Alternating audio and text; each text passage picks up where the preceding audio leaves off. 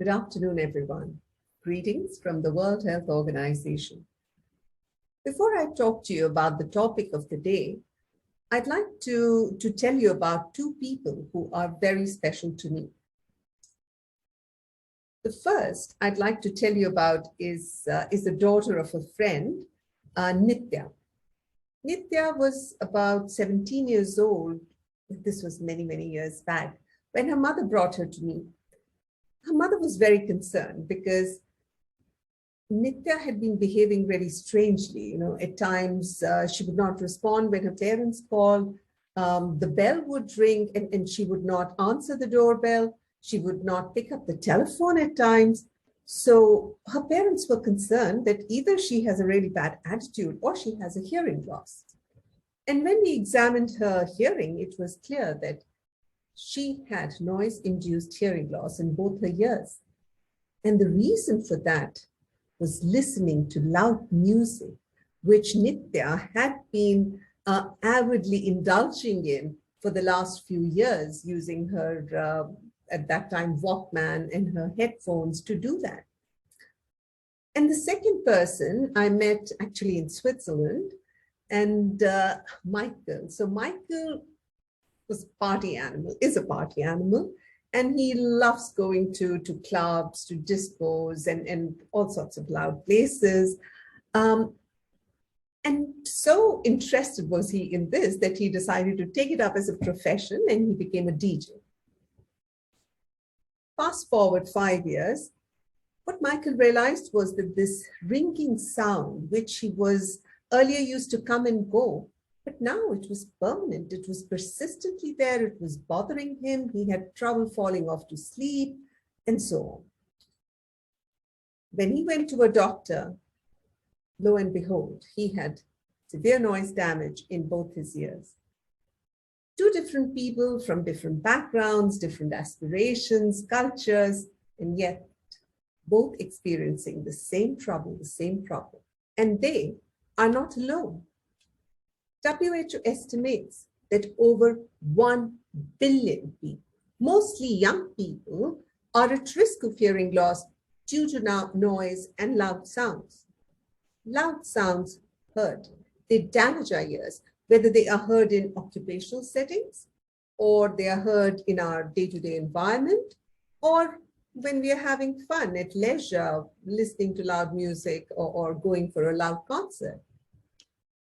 And the thing about hearing loss and also tinnitus, which occurs as a result of this prolonged noise exposure, is that it is permanent. It is permanent, but it is also completely preventable. And so on this World Hearing Day, we are focusing, the World Health Organization is focusing on prevention of hearing loss. Hearing loss that is caused by listening to music, to other sounds in a way that is unsafe, so in recreational settings. And hence the theme, to hear for life, listen with care. Now the problem, in order to address a problem, we have to understand it, of course. And in understanding the problem, we realized that nearly 50% of young people who are listening to music over their headphones and earphones do so in a way that is not safe for their ears. At really high levels or for prolonged periods of time, putting their hearing at risk.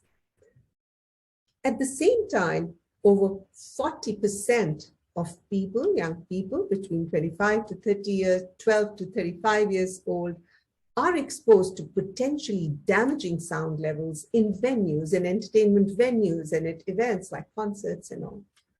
And so after having analyzed the problem, the magnitude, but also what are the attitudes of young people? What did they feel about this? What is the awareness level and so on?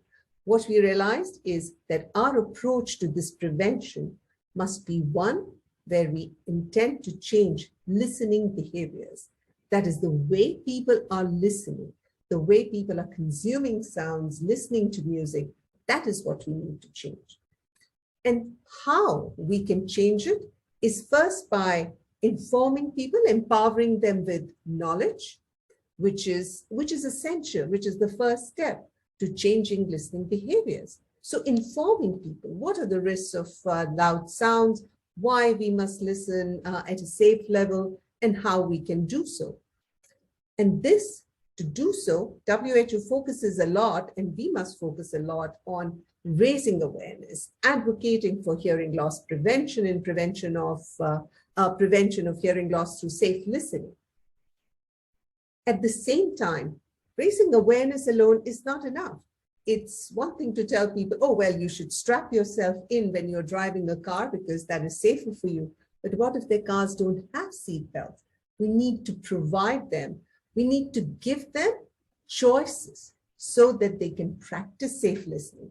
It's not good. It's no good telling people, well, when you're in a disco for a long time, go to a quiet place and give your ears a break for 5 to 10 minutes. If there is no quiet place there. So we need to give them safe listening choices. And for that, WHO focuses, and we must focus a lot on standards and norms. So let us talk about what WHO is doing in terms of raising awareness. So when we're talking about raising awareness, WHO works through, doing direct outreach. When I say direct outreach, putting out through our media channels, social media channels, the right information, messages, materials which people can, which can reach people and inform them about safe listening and the dangers of loud sounds. However, the reach that WHO alone has, despite its many million followers and so on, is very limited. We are talking here about billions of people that we need to reach. And hence, we also need to raise awareness through government-led and partner-led awareness campaigns. To facilitate this, WHO is launching today a handbook on how to implement a digital messaging program for safe listening. In addition, we need to work with media, traditional media, print media, audiovisual media, in order to make sure that the right information, the right techniques reach people. And for this, WHO has launched today a media brief on safe listening so that journalists, media persons can find in one place all the relevant and correct, up-to-date facts and figures about hearing loss, about safe listening, and how to write about it, and so on. We are also going to work in the future on developing safe listening modules for children, for school children, and also for schools of music, so that people who are, children in schools can be informed about it, can have better awareness, and also music makers can be informed about it and have a better awareness for their own hearing protection, as well as that of their audience members. So, working on the second aspect of prevention, that is standards and norms, WHO has developed and made available for adoption and implementation a standard, or WHO ITU Global Standard for Safe Listening Personal Audio Systems. Developed in collaboration with the International Telecommunications Agent, private sector entities, and many stakeholders and civil society partners, this standard includes 3 key recommendations. It recommends that any device, such as a smartphone and so on, should be able to monitor how its user is consuming sound and be able to display that information to the user in a friendly way. It should be able to offer them volume limiting options so that, empowered with knowledge, users can uptake these options and use them to protect their own hearing. At the same time, it should be able also to inform them, give them notifications, messages when they exceed their limits or when they listen for too long and so on. So give them that information so as to facilitate them to listen safely. Some commercial entities, some private sector entities have already adopted and implemented this standard, or at least parts of it. So and these are a couple of entities, and you can see what some of those interfaces look like. However, we need much stronger action from governments, from other private sector entities, so that this becomes not an exceptional or a unique feature present in some devices, but really something which is standard, which is mandated by governments, and which is there to offer the protection that it proposes to offer to people. In addition to this standard about the devices, WHO is today launching for adoption and implementation the global standard for safe listening venues and events. Now, in Europe, and since we are talking in the European Parliament, a number of countries do already have some standard for safe listening entertainment venues and events, so in their clubs and so on. But it is still not a uniform feature, even in this region. Moreover, countries also tend to have different, aspects to the standard. So WHO, having studied what was currently available and in consultation with our partners, has now developed the standard, which has 6 key features. Firstly is the limit. So limit of the maximum sound, that can be maximum average exposure. Also how it should be monitored. But very importantly is the need to optimize venue acoustics and sound systems, because it's not simply about giving the user a safe listening experience. We want people to enjoy their hearing, to enjoy the music that they love to listen to, but without putting their hearing at risk.